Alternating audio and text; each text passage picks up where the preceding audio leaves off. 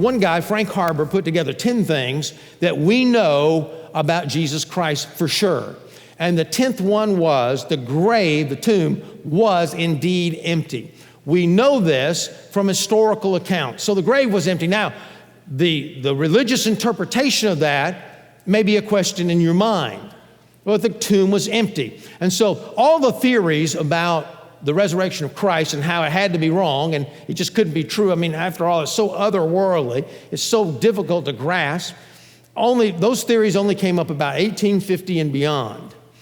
Things like the swoon theory, Jesus didn't die, he just sort of resuscitated in the grave. Things like hallucination theory, that everybody was just hallucinating all at one time. It came in a group, that kind of thing. All those have been refuted many, many times, and no one takes those arguments seriously. And so what are the two possibilities?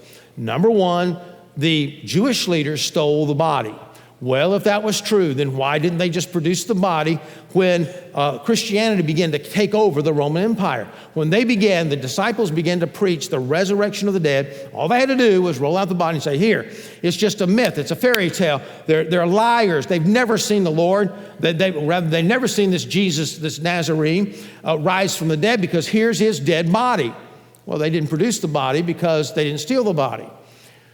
The second possibility is what Matthew 28, 11 through 15 talks about. That is, the disciples stole the body. They conquered the guards at the gate and rolled away the stone and stole the body. And you say, well, that's, it could have happened, even though it looked like that they were afraid and they didn't believe in the resurrection. But here's the thing. Here's what Paul says. If Christ has not been raised, then our preaching